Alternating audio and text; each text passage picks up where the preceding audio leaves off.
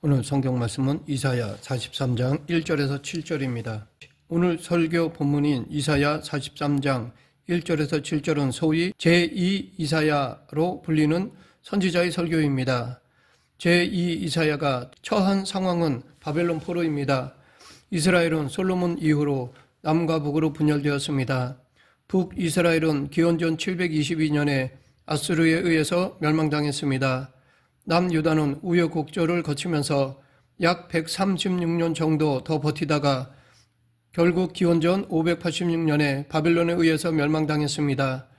그때 예루살렘은 초토화되었습니다. 궁전과 성전은 모두 불탔고 성전에 있었던 집기들은 모두 약탈당했습니다. 많은 사람들이 죽었고 가족을 잃었습니다. 왕족과 귀족들은 물론 일반 백성들도 비참한 모습으로 바벨론으로 포로로 끌려갔습니다. 이런 상황에 대한 대처는 사람에 따라 다를 것입니다. 어떤 사람은 끝까지 무력으로 투쟁하다가 잔인하게 제압당했을 것입니다. 마치 우리나라도 일본 식민 통치 시대에 독립군으로 활동한 이들이 있었던 것처럼 말입니다. 반대로 어떤 이들은 바벨론 제국의 새로운 상황에 재빠르게 적응했을 것입니다. 나름으로 노력해서 관리가 될 수도 있었고 새로운 곳에서 새롭게 돈벌이도 할 수 있었습니다. 하지만 대다수 사람들은 포로민이라는 처참한 상황 앞에서 힘겨운 생활을 해야 했습니다. 그러나 이런 상황에서 느끼는 신앙적인 문제의식은 똑같았습니다. 그 문제의식은 두 가지였습니다. 하나는 자신들이 그동안 믿었던 하나님이 무능력한 존재가 아니냐라는 것이었습니다. 하나님이 전능한 분이라면 유다가 바벨론 제국에게 이처럼 처절하게 당할 수 없다는 것입니다. 다른 하나는 자신들이 하나님으로부터 선택받은 민족이 아닐지 모른다라는 것이었습니다. 하나님의 백성이라면 이러한 일은 일어날 수 없다는 것입니다. 그런데 우리는 이런 문제의식을 단순히 그들의 불신앙이라고만 매도해버리면 안 됩니다. 오히려 이렇게 문제를 제기하고 답을 구하는 과정을 통해서 우리의 신앙이 성장하고 더 하나님을 알아가며 믿음이 견고하게 되어질 것입니다. 오늘 이 시간 이 두 문제의식에 대한 답을 알아보겠습니다. 먼저 여호와 하나님이 무능력한 존재가 아니냐라는 질문에 대해 이사야는 1절 상반절에서 야곱아 너를 창조하신 여호와께서 지금 말씀하시느니라 이스라엘아 너를 지으신 이가 말씀하시느니라 라고 하였습니다. 여기에 두 문장이 반복됩니다. 그런데 하나는 야곱아 라고 부르는 말로 시작되었고 다른 하나는 이스라엘아 라는 말로 시작되었지만 이 두 야곱과 이스라엘은 똑같은 말입니다. 여기서 여호와 하나님이 창조자라는 사실이 강조되고 있습니다. 하나님이 창조자라는 말은 그가 전능한 분이라는 뜻입니다. 왜냐하면 전능한 분이 아니면 창조주라고 할 수 없기 때문입니다. 구약은 기본적으로 이 창조신앙에 토대하고 있고 신약도 구약의 창조신앙을 그대로 이어받았습니다. 그래서 사도신경의 첫 마디가 전능하사 천지를 만드신 하나님 아버지를 내가 믿사오며로 되어 있습니다. 그런데 이 창조신앙이 언제 다시 부각되고 있습니까? 유다가 나락으로 떨어졌을 때입니다. 즉 유다가 바벨론으로 포로로 잡혀갔을 때라는 것입니다. 앞서 말씀드린 대로 바벨론 포로 사건을 통해서 하나님의 전능하심이 근본적으로 의심될 때 창조신앙이 다시 부각되고 있습니다. 당시 유대인들은 바벨론 제국의 폭력과 다스림에 두려워 주눅이 들어 있었습니다. 그들의 핍박과 조롱의 한탄과 자조와 냉소에 찌들려 있었습니다. 바벨론 제국은 막강하고 무자비했습니다. 모든 것을 지배할 능력이 있었습니다. 그 능력 앞에서 개개인들의 운명은 마치 태풍에 날리는 낙엽에 불과했습니다. 이는 마치 거대한 절벽을 마주대하고 있는 어린아이와 같습니다. 두려운 상황이었습니다. 그러나 이사야를 비롯해서 구약의 선지자들은 막강한 제국의 왕들의 폭정 앞에서 하나님 여호와께서 세상을 창조하신 분이라는 사실을 선포하였습니다. 그리고 그 하나님을 믿고 지금 눈앞에 막강해 보이는 바벨론을 두려워하지 말라는 것이었습니다. 오늘 본문 1절과 5절에서도 두려워하지 말라라는 말씀이 반복되고 있습니다. 우리가 이 창조신앙이 어떻게 두려움을 몰아내는지를 알려면 먼저 두려움의 근거가 무엇인지를 직시해야 합니다. 사람들은 자신의 삶이나 생활 패턴을 파괴시키는 대상을 두려워합니다. 그 대상이 국가일 수도 있고 돈일 수도 있고 권력일 수도 있습니다. 요즘은 실직이 가장 큰 두려움일지 모르겠습니다. 그런 것들이 우리의 삶을 피곤하게 만들기도 하고 파괴하기도 합니다. 그러나 그런 것들은 결코 창조주가 못 됩니다. 모두 피조물입니다. 그런 것들의 힘은 대단하지만 그렇다고 전능은 아닙니다. 전능처럼 보여 우리를 속일 뿐입니다. 그리고 이들에게 크게 속을수록 이들에 대한 두려움도 더 커집니다. 그러나 창조신앙은 우리를 이런 속임수에 넘어가지 않게 하고 생명의 본질을 뚫어보게 합니다. 시편 139편은 대표적인 창조 시입니다. 이 시편 기자는 생명 창조의 신비 앞에서 놀라워하면서 찬송하였습니다. 14절을 보면 내가 주께 감사함은 나를 지으심이 심히 기묘하심이라 주께서 하시는 일이 기이함을 내 영혼이 잘 아나이다 라고 하였습니다. 창조신앙은 생명의 신비에 자신의 영혼을 자리매김하는 것입니다. 이런 신비 앞에서 사람의 일들은 아무것도 아닙니다. 이처럼 생명의 신비와 하나님의 창조 능력을 안다면, 바꿔 말해 하나님의 절대 주권을 안다면 바벨론 제국의 군사력과 황제 권력을 두려워할 필요가 없습니다. 계속해서 바벨론 포로 상황에서 유대인들이 제시한 두 번째 문제는 하나님께서 자신들을 선택하신 것이 아니지 않느냐라는 의심이었습니다.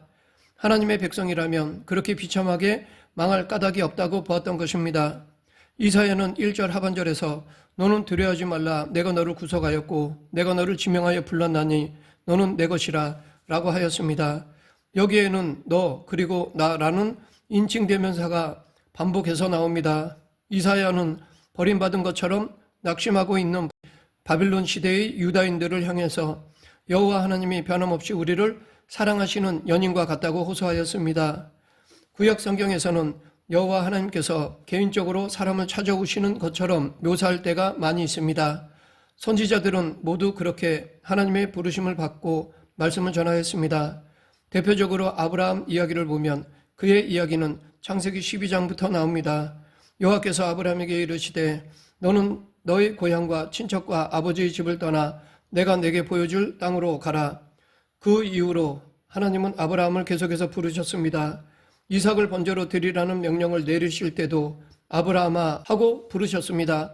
아브라함 이후로 유대인들은 선민 신앙을 유지했습니다. 자신들이 믿고 있는 여호와 하나님은 자신들을 개인적으로 부르시는 분이라고 믿었습니다. 하지만 바빌론 포로 시대에 이런 선민 신앙이 흔들렸습니다. 그러했기에 이사야는 그들에게 너는 내 것이라 그러니 두려워하지 말라라고 더 강력한 언어로 그 선민 신앙을 역설하였습니다. 이렇게 누군가에게 완전히 속했다는 느낌은 우리를 외로움에서 건져줍니다. 두려움에서 건져줍니다. 특히 연인들 사이에서는 더더욱 그럴 것입니다. 그로 인해 연인들은 서로에게 집착하게 됩니다. 그런데 이렇게 사람에게 속하는 것은 일시적입니다. 사람의 마음은 쉽게 변하기 때문에 집착하면 할수록 실망도 더 큽니다. 그러하기에 오늘 본문에서 너는 내 것이라 라고 말하는 자가 누구인가가 중요합니다. 관심도 없는 자에게 이런 말을 들으면 오히려 기분이 나쁠 것입니다. 하지만 이사야는 그 대상이 바로 창조주 하나님이라고 말합니다. 또한 그는 우리를 구속한 분이십니다. 구속했다는 뜻의 히브리어 원어는 빚을 진 친척의 저당물을 되찾아주는 것을 의미합니다. 이렇게 우리를 구속해 줄 수 있는 분이 너는 내 것이라 라고 말씀하셨다는 것입니다. 이 얼마나 놀랍고 감격스러운 선언입니까? 만약 이런 사실을 영혼에 깊숙이 해서 인식하고 확신한다면 비록 바벨론의 포로로 잡혀온 유대인이라고 하더라도 두려워하지 않을 수 있을 것입니다. 전능하신 하나님이 지금 자기들과 함께 하시기 때문에 어떤 상황에서도 낙심하지 않을 수 있습니다. 그러면 하나님이 창조주이시며 그분이 우리를 일일이 부르셨다는 사실을 어떻게 알 수 있을까요? 그 증거가 무엇인가요? 그 증거는 찾기가 쉽지 않습니다. 창조주께서 행하시는 일의 오묘한 비를 우리가 어떻게 다 실증적으로 증명할 수 있겠습니까? 역설적으로 말하면 그런 증거는 없습니다. 없는 것을 찾으러 하다가 오히려 혼란에 빠집니다. 증거는 우리가 찾을 수 있는 것이 아니라 주어지는 것입니다. 우리는 자기가 원하는 것을 성취하는 방식으로 증거를 찾겠다는 생각을 내려놓을 때 새로운 차원에서 모든 것들이 바로 증거의 빛으로 다가옵니다. 초기 기독교인들은 이 증거를 전혀 새로운 사건에서 경험했습니다. 바로 예수 그리스도 사건입니다. 예수님이 바로 하나님이 창조주라는 사실과 우리를 선택하셨다는 사실에 대한 결정적인 증거입니다. 더 나아가 초기 기독교인들은 예수님이 바로 하나님 자체라고 인식하고 믿었습니다. 예수님을 임마누엘로, 즉 하나님이 우리와 함께 하시는 분으로 인식하고 믿었습니다. 이 사실을 믿음으로 그들은 핍박에서 오는 모든 두려움을 극복할 수 있었습니다. 우리도 임마누엘의 하나님을 믿고 확신한다면 바벨론 포로라는 정치, 사회적인 두려움만이 아니라 더 근본적으로 우리의 모든 것을 파멸시키는 죽음이라는 두려움으로부터 자유로워질 수 있습니다. 이 두려워하지 말라라는 이사야 선지자의 예언이 예수 그리스도로 말미암아 실현된 것입니다. 예수님에게서 일어난 하나님의 구원 능력이 우리를 이 세상의 모든 두려움에서 벗어나게 할 뿐만 아니라 새로운 생명의 기쁨으로 이끌어 줄 것입니다. 하나님의 사랑은 오늘 본문에서 7가지 형태로 소개되고 있습니다. 즉 이스라엘을 창조하심, 구속하심, 지명하여 부르심, 물과 불 가운데 건지시고 지키심, 보배롭고 존귀하게 여기심, 함께하심, 포로되어 끌려간 곳에서 불러내셔서 다시 모아주심 등으로 정리할 수 있습니다. 이러한 하나님의 말씀은 이스라엘을 향한 하나님의 사랑이 얼마나 극진한 것인지 또 얼마나 확실한 것인지를 깨닫게 해줍니다. 이것은 너무나도 확고하며 너무나도 선명하며 너무나도 완전한 것입니다. 너무나도 크고 놀라운 것이면서 너무나도 섬세하고 구체적인 것입니다. 이러한 하나님의 사랑은 그야말로 완전한 것입니다. 이러한 하나님의 사랑은 단지 구약시대 이스라엘 백성들에게만 베풀어진 것이 아닙니다. 오늘을 살아가는 우리들 역시 받아 누리고 있습니다. 즉 하나님은 우리를 창세전에 택하여 예정하셨으며 지금까지 우리의 구속을 위해 오랫동안 계획하시고 준비하셨으며 그 일을 당신의 아들이신 예수 그리스도를 보내셔서 이루어 주셨습니다. 곧 당신의 아들을 십자가에 못 박아 죽게 하심으로 그 보혈의 피로 우리를 죄에서 정결케 하시고 성도라는 은혜로운 신분을 갖게 하셨습니다.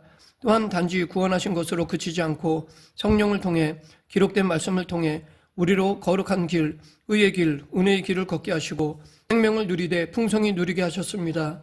또한 우리는 오늘 본문을 통해 하나님의 백성으로 택함을 받은 성도들은 비록 수많은 어려움과 생명을 위협하는 요소들이 있음에도 불구하고 성도들을 향한 하나님의 불변의 사랑과 강권적인 보호로 말미암아 그 구원을 잃지 않고 반드시 구원에 이르게 될 것이라는 확신을 가질 수 있습니다. 이렇게 하나님은 당신이 지으시고 구속하여 당신의 소유로 삼아 너는 내 것이라 라고 인치신 자들을 하나도 잃지 않고 불러 모아 당신의 나라로 들여보내실 것입니다. 예수님께서도 요한복음 10장 28, 29절에서 내가 그들에게 영생을 주노니 영원히 멸망하지 아니할 것이요 또 그들을 내 손에서 빼앗을 자가 없느니라. 그들을 주신 내 아버지는 만물보다 크심에 아무도 아버지 손에서 빼앗을 수 없느니라 라고 하셨습니다. 말씀을 맺겠습니다. 사실 시대적 상황과 인간적인 판단 기준으로 볼 때 바벨론으로 포로로 끌려간 유다의 회복과 구원은 기대할 수 없는 것이었습니다. 그럼에도 두려워하지 말라고 하신 이유는 첫째, 유다가 믿는 하나님이 창조자이시기 때문입니다. 둘째, 그 창조자 하나님이 유다를 당신의 소유 삼았기 때문입니다. 지금 우리가 바로 이 유다입니다. 우리도 창조주 하나님이 우리를 지명하여 불러주셨고 구속하셨고 당신의 소유로 삼아주셨습니다. 그러하기에 우리 모두 오직 하나님만 경외하며 어떤 상황에서도 강하고 담대히 살아가는 성도가 되길 간절히 축원합니다. 기도하겠습니다. 생사화복을 주관하시는 하나님 아버지, 어떤 어려움과 고난 상황에서도 좌절하는 것이 아니라 하나님을 확신하고 담대히 살아가는 그리스도인이 되게 하여 주시옵소서. 예수님 이름으로 기도드립니다. 아멘.